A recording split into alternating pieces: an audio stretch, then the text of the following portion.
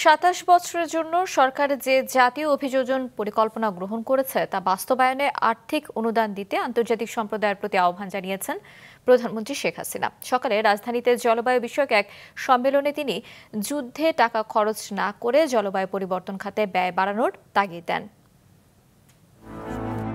প্রাকৃতিক দুর্যোগ সহ জলবায়ু পরিবর্তনের ক্ষতি ও ঝুঁকি মোকাবেলায় বিভিন্ন দেশের কার্যক্রম সম্পর্কে অভিজ্ঞতা বিনিময় এবং বাংলাদেশ কিভাবে জলবায়ু পরিবর্তন অভিযোজনে সফল হয়েছে তা বিশ্বকে জানাতে রাজধানীর বঙ্গবন্ধু আন্তর্জাতিক সম্মেলন কেন্দ্রে শুরু হয়েছে 4 দিনব্যাপী জাতিসংঘ জলবায়ু অভিযোজন সম্মেলন, ন্যাশনাল অ্যাডাপ্টেশন প্ল্যান বা ন্যাপ এক্সপো।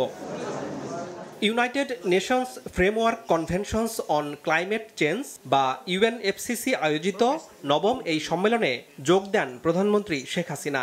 বাংলাদেশে প্রথমবারের মতো আয়োজিত এই সম্মেলনে 104টি দেশের জলবায়ু বিশেষজ্ঞ, এনজিওর প্রতিনিধি সহ বাংলাদেশের বিভিন্ন মন্ত্রণালয়ের প্রতিনিধিরা অংশ নিয়েছেন। শুভ উদ্বোধন ঘোষণা করছি।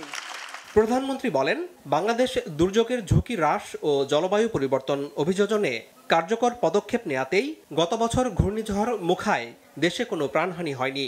তিনি জানান, সরকার আগামী 27 বছরের জন্য জাতীয় অভিযোজন পরিকল্পনা গ্রহণ করেছে। 27 বছর ন্যাপে গৃহীত কর্মপরিকল্পনা সমূহ বাস্তবায়নের জন্য 230 মিলিয়ন মার্কিন ডলারের প্রয়োজন। সুনির্দিষ্ট তহবিল ও অতিরিক্ত আর্থিক সংস্থানের ব্যবস্থা গ্রহণে আমি ধনী দেশ ও আন্তর্জাতিক সম্প্রদায়ের প্রতি আহ্বান জানাচ্ছি। বাংলাদেশ সহ বিভিন্ন দেশের অভিযোজন সক্ষমতা আরও বৃদ্ধিতে প্রধানমন্ত্রী 6টি প্রস্তাব তুলে ধরেন।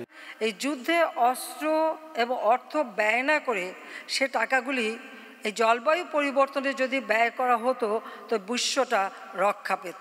উন্নত দেশগুলির দ্বারা জলবায়ু তহবিলে বার্ষিক 100 বিলিয়ন ডলারের প্রতিশ্রুতি পূরণ করতে হবে। অভিযোজন ও প্রশমনের মধ্যে তা সমানভাবে বন্টন করতে হবে। বৈশ্বিক কার্বন নিঃসরণে মাত্র 0.48% অবদান রাখলেও বাংলাদেশ বিশ্বে সবচেয়ে ক্ষতিগ্রস্ত দেশগুলোর মধ্যে অন্যতম। আবারও সেই কথা সবাইকে স্মরণ করিয়ে দেন সরকার প্রধান। আনোয়ার হোসেন, মাছরাঙা সংবাদ, ঢাকা।